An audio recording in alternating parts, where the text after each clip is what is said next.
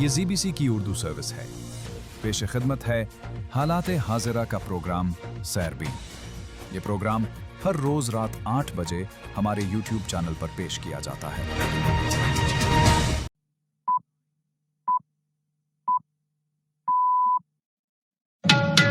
آج جمعہ ہے اور نومبر کی 14 تاریخ. ZBC سیربین سے میں ہوں جاوید چودھری.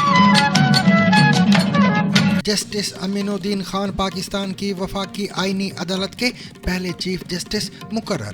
دیگر 6 ججز کی بھی تعیناتی. That as Chief Justice of the Federal Constitutional Court of Pakistan, I will discharge my duties. 27ویں آئینی ترمیم پر شدید رد عمل. سپریم کورٹ کے 2 سینئر ججوں کے استعفے. شیخ حسینہ کا کہنا ہے کہ میرے خلاف پہلے سے طے شدہ فیصلہ سنایا جائے گا. ٹرمپ کی تقریر ایڈٹ کرنے پر BBC کی معافی مگر معاوضہ دینے سے انکار. سیریل کلر علی اصغر سے الہی حسینی نیاد کے قاتل تک. جانیے ایران میں سر عام پھانسی کی سزا کیوں دی جاتی ہے. انڈین وزیر اعظم اور آرمی چیف کی ڈیپ فیک ویڈیوز. دلی دھماکے کے بعد گمراہ کن مہم. ٹرین سروس کے بعد بلوچستان میں انٹرنیٹ اور پبلک ٹرانسپورٹ بھی معطل. اور یہ بھی جانیے کہ پاکستان اور افغانستان کے درمیان تجارت کی بندش کس کے لیے زیادہ نقصان دہ ہوگی. اس کے علاوہ دیگر موضوعات بھی آج کے سیربین کا حصہ ہوں گے مگر ہمیشہ کی طرح پہلے اہم عالمی خبروں کا خلاصہ.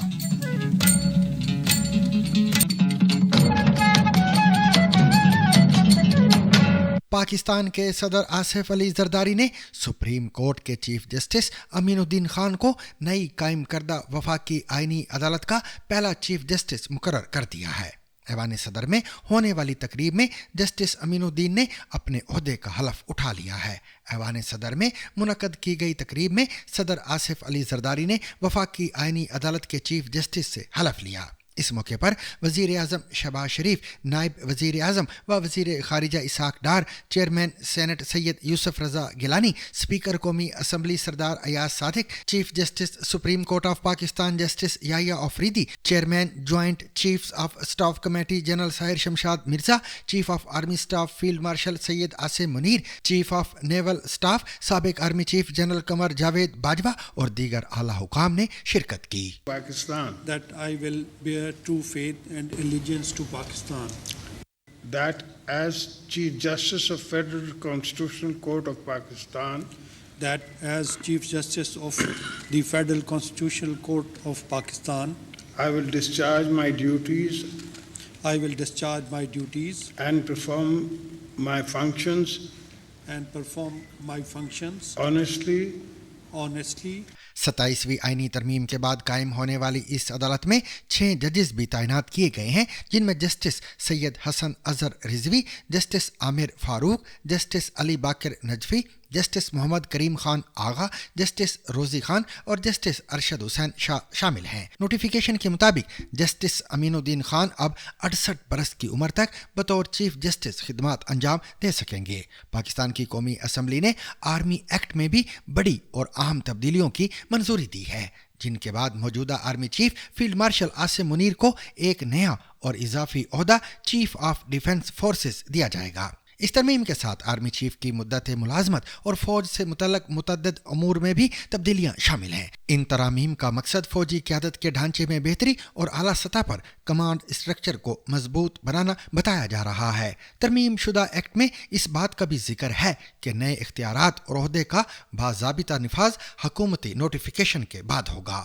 مزید تفصیلات جانیے حسن عباس سے. پاکستان کی قومی اسمبلی نے جمعرات کی شب ملک کے آرمی ایکٹ میں اہم تبدیلیوں کی منظوری دی ہے. آرمی ایکٹ میں حالیہ ترمیم کے مطابق آرمی چیف کا عہدہ اب چیف آف آرمی اسٹاف اور چیف آف ڈیفنس فورسز کہلائے گا.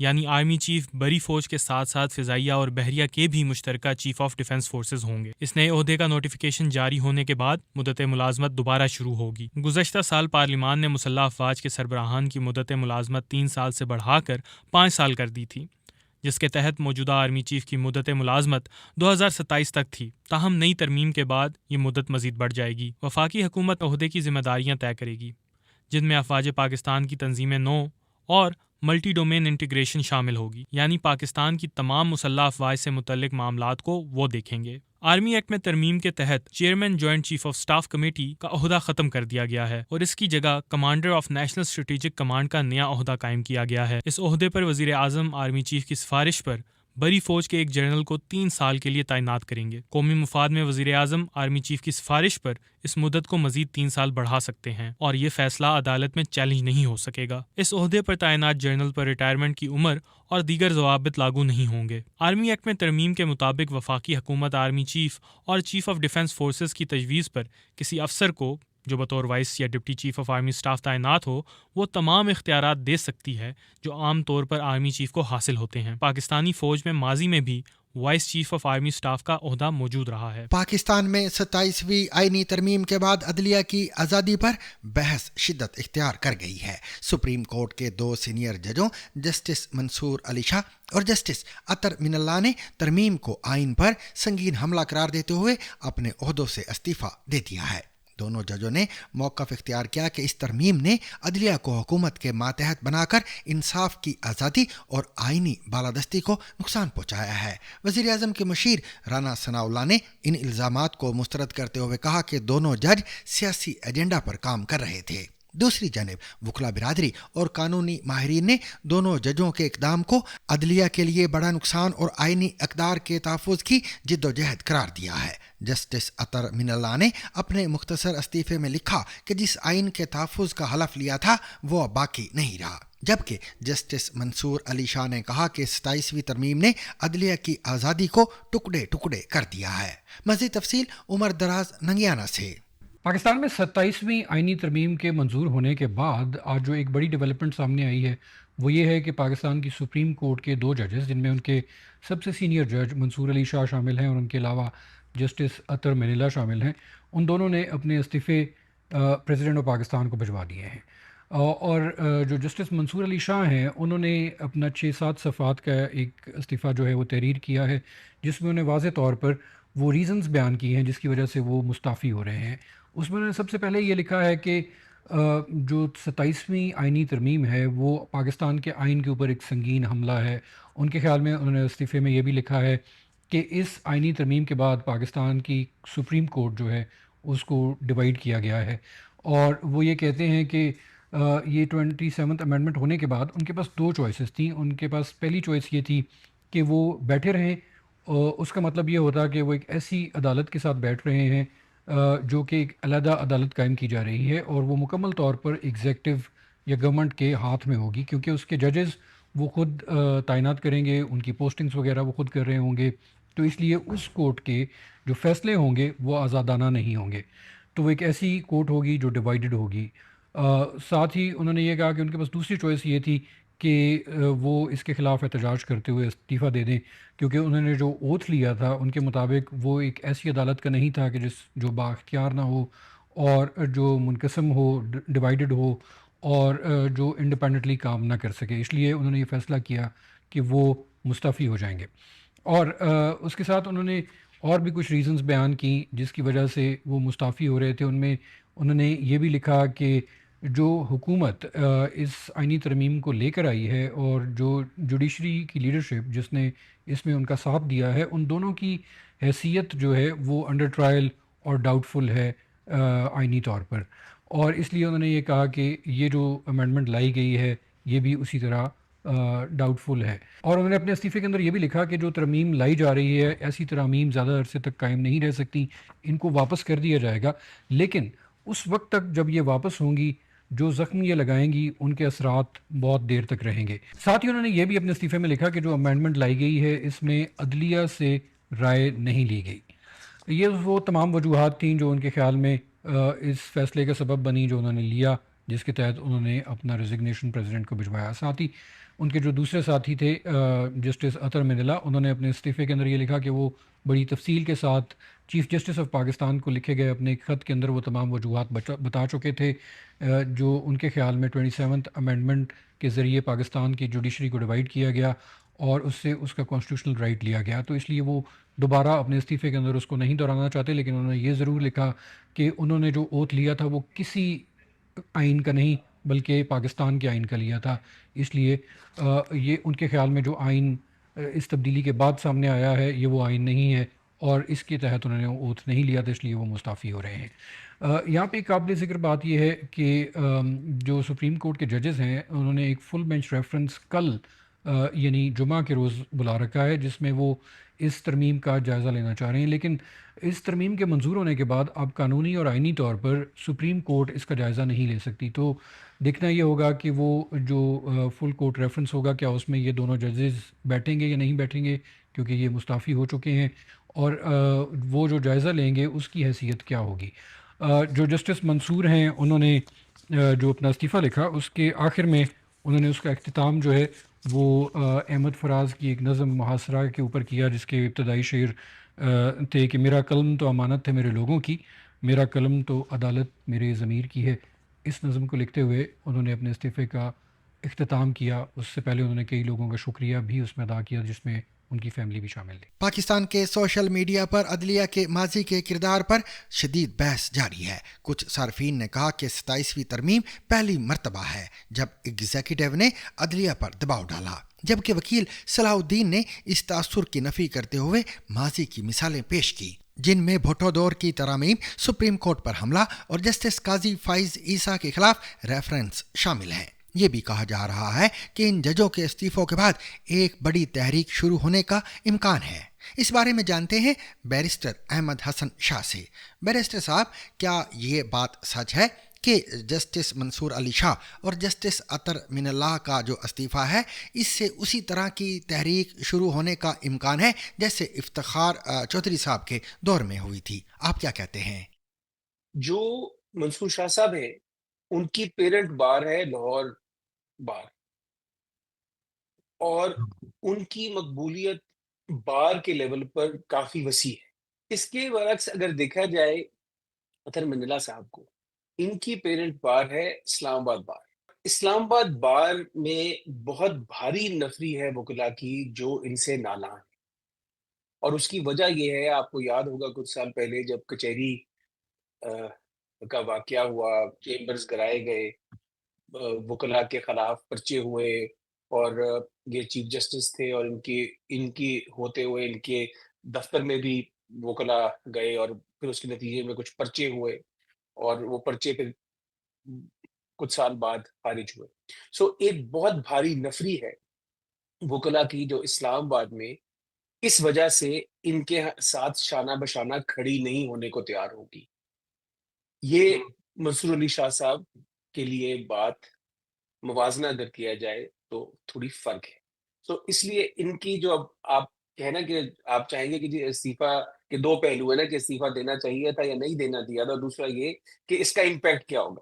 تو میں امپیکٹ والے پہ آپ کے پاس پہلے آ گیا اور آپ کو کہا کہ اس کا امپیکٹ جو ہے وہ یونیفارملی ریسیو دونوں کا نہیں ہوگا ان دا پیرنٹ بار۔ جو سول سوسائٹی ان جنرل ہے، وہ لوگ جو ڈیموکریٹک فورسز، جو independence of judiciary, rule of law اور آئین کی بالادستی اور آئین کی پاسداری کے حوالے سے بہت تشویش کا اظہار کرتے ہیں اور کرتے رہے ہیں، اور جن کو لگتا ہے کہ کچھ سالوں میں جو اسپیس ہے وہ ریسٹرکٹ ہوتی چلی جا رہی ہے، ان کے لیے ان میں فرق نہیں ہے۔ تو اس لیے جب آپ آن لائن یا سوشل میڈیا یا آپ ان کی سول سوسائٹی میں آؤٹ ریچ کے حوالے سے دیکھیں گے تو تھوڑی سی ریجیکشن بار کے لیول میں آپ کو فرق نظر آئے گا، باقی ایکسیپٹیبلٹی دونوں کی ایک جیسی ہوگی۔ احمد حسن شاہ صاحب، آپ کا بے حد شکریہ۔ گزشتہ سال اپنی حکومت کے خلاف احتجاجی مظاہروں اور کریک ڈاؤن کے بعد بنگلہ دیش کی سابق وزیر اعظم شیخ حسینہ کا کہنا ہے کہ ان پر عائد کردہ انسانی حقوق کی خلاف ورزیوں کے الزام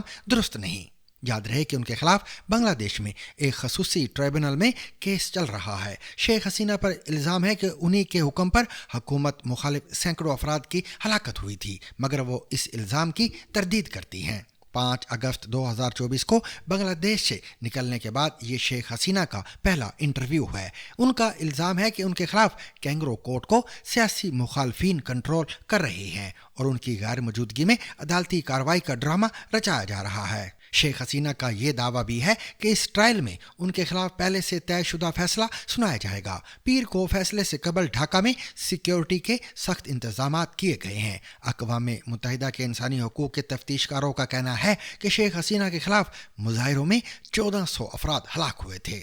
उनकी हुकूमत पर इक़्तिदार पर काबिज रहने के लिए पुरतशद्दुद क्रैकडाउन का इल्ज़ाम भी है। सबक वज़ीर आज़म इस वक्त इंडिया में मौजूद हैं और उन्होंने ट्रायल के लिए ढाका जाने से इनकार किया है। बज़रिया ईमेल पर इंटरव्यू के दौरान शेख हसीना ने कहा कि मैं इस बात की तरदीद नहीं करती कि सूरत हाल बेकाबू हो गई थी और ना ही इस बात की कि बिला ज़रूरत कई जानें ज़ाया हुई, लेकिन मैंने गैर मुसल्लह सिविलियंस पर फायरिंग करने का कोई हुक्म नहीं दिया था। याद रहे कि बीबीसी की एक वीडियो में उनकी एक फ़ोन कॉल रिकॉर्डिंग भी शामिल थी जिसमें वो जुलाई 2024 के दौरान हथियारों के इस्तेमाल की इजाज़त देती हैं। उन्हें सुस्थ आছেন, ভালো আছেন, আলহামদুলিল্লাহ। উনি শারীরিকভাবে মানসিকভাবে উনি ঠিক আছেন। উনি ওনাকে হসপিটালে উনি যায় নাই, যাওয়ার কোনো সম্ভাবনা ইনশাআল্লাহ নেই।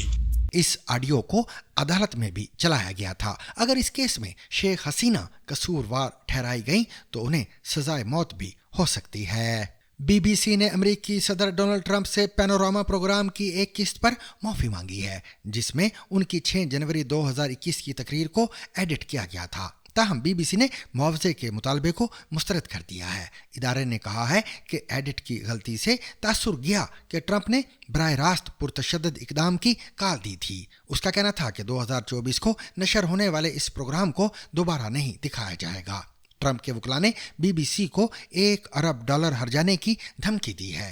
इसमें इदारे से मुआफ़ी और मुआवजे का मुतालबा भी किया गया है। ख्याल रहे कि बीबीसी के डायरेक्टर जनरल टिम डेवी और न्यूज़ की सरबराह डिबोरा टर्नस ने इतवार को इसी मामले के मंजर आम पर आने के बाद इस्तीफे दे दिए थे। बीबीसी ने अपने बयान में कहा है कि चेयरपर्सन सुमेर शाह ने अलग से व्हाइट हाउस को ख़त लिखा जिसमें सदर ट्रंप को वाज़े किया गया कि वो और इदारा 6 जनवरी 2021 की तकरीर को एडिट करने पर माजरत ख़्वाह हैं। ईरान में 11 नवंबर 2025 को डॉक्टर मोहसन दाऊदी के कातिल को सरेआम फांसी दे दी गई जिसने एक बार फिर मुल्क में अवामी मुकामात पर सजाए मौत के असरात पर बहस शुरू कर दी है। कत्ल का वाक़या 11 नवंबर 2024 को पेश आया जहां मुजरिम ने डॉक्टर दाऊदी को कत्ल किया क्योंकि वो इसे अपने भाई की मौत का जिम्मेदार समझता था। ईरान में सरेआम फांसी की तारीख तवील है जिसमें मशहूर serial killer Ali Asghar, Hoshing Amini और दीगर मुजरिम शामिल हैं। माहिरीन और इंसानी हुकूक के कारकुन इस पर मुत्तफिक हैं कि सरेआम फांसी के मनफी नफसियाती असरात रूनुमा होते हैं, ख़ास तौर पर बच्चों और मुआशरती तशद्दुद पर। कई मजहबी स्कॉलर्स भी इस बात पर जोर देते हैं कि सरेआम फांसी सिर्फ उस सूरत में जायज़ है जब इसके मस्बत असरात वाज़ेह हों। ईरान में सरेआम फांसी को अक्सर ताकत के मुजाहरे और अवामी खौफ पैदा करने के लिए भी इस्तेमाल किया जाता है। इसके साथ साथ ये मुतासरा ख़ानदान के लिए तस्कीन का ज़रिया भी समझी जाती है, लेकिन अमली तौर पर मुआशरे में तशद्दुद बढ़ाने का सबब बनती है। हालिया केस में इलाही हुसैनी नियाद के कातिल को तेहरान के काइम स्क्वायर में फांसी दी जाएगी जबकि मुकदमा सुप्रीम कोर्ट की हतमी मंजूरी के मुंतज़र है। नई दिल्ली में होने वाले धमाके के बाद डीप फेक वीडियोस और अफवाहों का बाजार गर्म है। इंडिया के फेक न्यूज़ चेक इदारे PIB फेक चेक ने वज़ीर आज़म नरेंद्र मोदी और आर्मी चीफ से मुतल्लिक गर्दिश करने वाली वीडियोस को डीप फेक करार दिया और कहा कि इनमें दावे झूठे हैं। इसी दौरान तुर्की ने उन इल्ज़ामात की भी सख्ती से तरदीद की है कि जिसमें कहा गया है कि वो दिल्ली धमाके या शिद्दत पसंदी की सरगर्मियों में मुलव्वस हैं। तुर्क इदारे DMM ने कहा कि ये सब जानबूझकर गुमराह कुन मुहिम है। धमाके की तहकीकात इंडिया की NIA और पुलिस कर रही है, लेकिन अभी तक गिरफ्तारियां और शवाहिद से मुतल्लक मुकम्मल तफसीलात सामने नहीं आई।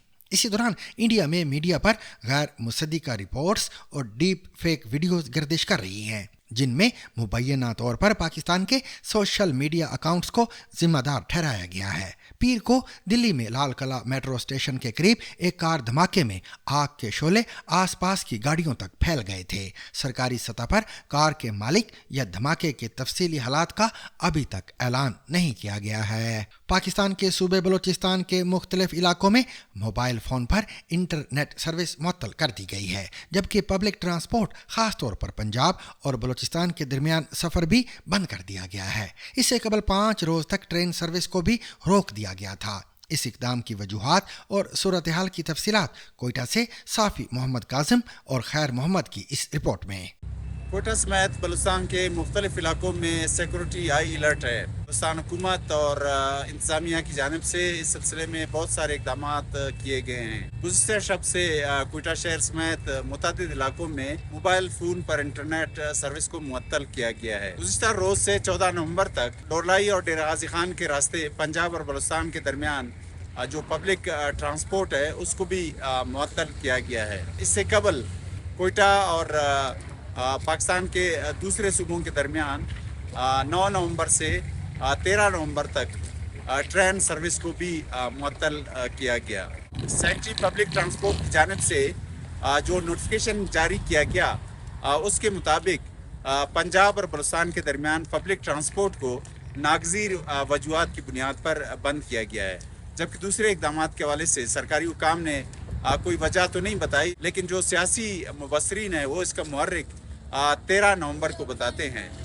13 نومبر کو بلوچ جو قوم پرست ہیں یوم شہداء کے طور پر مناتے ہیں. ان کا کہنا ہے کہ خان کلات میر محراب خان اسی روز کلات کی آزادی کا دفاع کرتے ہوئے انگریزوں کے ساتھ لڑتے ہوئے بعض سرداروں کے ساتھ مارے گئے. پاکستان اور افغانستان کے درمیان مذاکرات ناکام رہنے اور تجارتی سرگرمیاں معطل رہنے کے بعد طالبان حکومت نے افغان صنعت کاروں اور تاجروں کو ہدایت کی ہے کہ وہ پاکستان کی بجائے دیگر ممالک کے ذریعے تجارت کے راستے تلاش کریں. پاکستان کے وزیر دفاع نے اس فیصلے پر رد عمل دیتے ہوئے کہا کہ افغانستان کا یہ اقدام پاکستان کے لیے نقصان نہیں بلکہ ریلیف کا باعث ہوگا. اپنی رپورٹ میں کرن فاطمہ اور نیر عباس نے صورتحال کی تفصیل اور ممکنہ اقتصادی اثرات پیش کیے ہیں اور افغان تاجروں کے متبادل تجارتی راستوں پر بھی روشنی ڈالی ہے.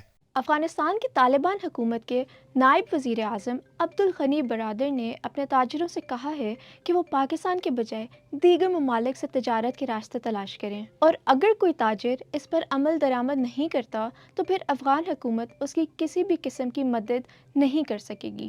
ان کی یہ وارننگ ایک ایسے وقت میں سامنے آئی ہے جب پاکستان اور افغانستان کے درمیان گزشتہ مہینے ہونے والی جھڑپوں کے بعد سے اب تک سرحدیں بند ہیں اور تجارت مکمل طور پر معطل ہے. سامان سے لدی سینکڑوں گاڑیاں بارڈر کے دونوں اطراف کھڑی ہیں. انہوں نے پاکستانی ادویات امپورٹ کرنے والے افغان تاجروں کو اپنے مالی معاملات مکمل کرنے کے لیے 3 ماہ کی مہلت دی ہے. اس پر پاکستان کے وزیر دفاع نے یہ دعویٰ کیا ہے کہ افغانستان کے اس فیصلے سے پاکستان کا نقصان نہیں ہوگا بلکہ یہ ملک کے لیے ریلیف کا باعث بنے گا. انہوں نے کہا کہ جو مال کراچی پورٹ کے ذریعے افغانستان کے لیے منگوایا جاتا ہے وہ افغانستان جانے کے بجائے پاکستانی مارکیٹس میں فروخت ہوتا ہے. جب سرحد پر ٹریفک یا آمد و رفت کم ہوگی تو تجارت کی آڑ میں ہونے والی دہشت گردی بھی کم ہوگی اور پاکستان کے لیے سرحدوں کی مینجمنٹ آسان ہو جائے گی. افغانستان ایک لینڈ لاکڈ یا خشکی سے گھرا ہوا ملک ہے. اسی وجہ سے افغانستان پاکستان کی بندرگاہوں کے ذریعے اپنا سامان منگواتا ہے اور اسی کو افغان ٹرانزٹ ٹریڈ کہا جاتا ہے. اسی کے ساتھ ساتھ دونوں ممالک کے درمیان باہمی تجارت بھی ہوتی ہے. ماہرین کے مطابق تجارت کی بندش سے دونوں ملکوں کو نقصان ہوگا. افغانستان کی بیرونی تجارت کے لیے پاکستان اس سے قریب ترین ملک ہے جبکہ پاکستان کے لیے افغانستان ایک بڑی برآمدی مارکیٹ ہے. افغانستان اور پاکستان کے مابین تجارت ایک ایسے وقت پر بند ہوئی ہے جب پاکستان اپنی برآمدات بڑھانے کی کوشش کر رہا ہے. اب یہ دیکھتے ہیں کہ دونوں ممالک تجارت کے معاملے میں ایک دوسرے پر کتنا انحصار کرتے ہیں. اعداد و شمار کے مطابق افغانستان اور پاکستان کے درمیان ٹریڈ کا والیوم پاکستان کے حق میں ہے. Trade development authority of Pakistan کی ویب سائٹ کے مطابق گزشتہ مالی سال کے دوران پاکستان نے افغانستان کو 1 ارب 40 کروڑ ڈالر مالیت کی ایکسپورٹس کی ہیں. گزشتہ مالی سال میں افغانستان پاکستانی مصنوعات کی 8ویں بڑی برآمدی مارکیٹ تھا جبکہ رواں مالی سال کے دوران پاکستان کی افغانستان ایکسپورٹس میں 31% کا اضافہ ریکارڈ کیا گیا تھا. Federation of Pakistan chambers of commerce and industry کے نائب صدر ناصر خان کا کہنا ہے کہ 1.4 ارب ڈالر کی برآمدات صرف وہ ہیں جن کا دستاویزی ریکارڈ ہے ورنہ پاکستان کی برآمدات کا حجم اس سے بہت زیادہ ہے. پاکستان سے افغانستان جانے والی مصنوعات کی فہرست افغانستان سے آنے والی اشیاء کے مقابلے میں طویل ہے. پاکستان افغانستان کو چاول، سبزیاں، پھل، سیمنٹ، لکڑی، پلاسٹک، موٹر سائیکل، ٹریکٹر، چینی سے بنی مصنوعات اور ربڑ وغیرہ بھیجتا ہے۔ دوسری جانب افغانستان سے پاکستان آنے والی چیزوں میں کچھ پھل، ڈرائی فروٹس اور کوئلہ وغیرہ شامل ہیں۔ Trade development authority of Pakistan کے سابق چیف ایگزیکٹو زبیر موتی والا نے بتایا کہ پہلے افغانستان جانے والی تمام اجناس میں پاکستان کا حصہ 95% تھا، لیکن پھر انڈیا نے بھی اس مارکیٹ میں قدم رکھا اور پاکستان کا شیئر کم ہو کر 65% ہو گیا۔ اس میں سب سے زیادہ اہم درآمد کوئلہ ہے جو اچھی کوالٹی کا ہوتا ہے، اور انڈونیشیا یا کسی اور ملک کے مقابلے میں افغانستان کا کوئلہ جلدی پاکستان پہنچ جاتا ہے۔ تجارت کی بندش سے کس ملک کے نقصان کا زیادہ اندیشہ ہے؟ Federation of Pakistan chambers of commerce and industry سے وابستہ ناصر خان کے مطابق اس صورتحال میں پاکستان کو زیادہ خسارے کا سامنا کرنا پڑے گا، کیونکہ افغانستان پاکستانی مصنوعات کی ایک بڑی منڈی ہے اور ہر روز پاکستانی مصنوعات کے 300 ٹرک صرف چمن بارڈر سے افغانستان جاتے تھے، جبکہ اس کے مقابلے میں پاکستان آنے والے ٹرکوں کی تعداد بہت کم ہوتی ہے۔ زبیر موتی والا بھی اس بات سے اتفاق کرتے ہیں کہ تجارت کی بندش سے افغانستان کے مقابلے میں پاکستان کو زیادہ نقصان ہوگا، کیونکہ اسی صورتحال میں ایران کو افغانستان کی مارکیٹ میں داخل ہونے اور اپنے قدم جمانے کا موقع ملے گا۔ انڈیا پہلے ہی کابل میں ہوائی راستے کے ذریعے آٹا وغیرہ پہنچا چکا ہے اور اب دوبارہ اس مارکیٹ میں قدم جما لے گا۔ وزیر اعظم کے کوآرڈینیٹر برائے تجارت رانا احسان افضل کا کہنا ہے کہ پاکستان کی سلامتی اور سیکیورٹی سب سے پہلے اولین ترجیح ہے، اور اگر 1.5-2 ارب ڈالر کی برآمدات رکتی ہیں تو یہ نقصان دہشت گردی کے سبب ہونے والے نقصان سے بہت کم ہوگا، کیونکہ شدت پسندی کے سبب پاکستان میں سرمایہ کاری نہیں آ رہی۔ اور سامعین، اس کے ساتھ ہی آج کا سیربین اپنے اختتام کو پہنچا۔ مجھے اور میری پوری ٹیم کو کل تک کے لیے اجازت دیجیے، لیکن اجازت لینے سے قبل اب تک کی خاص خبریں۔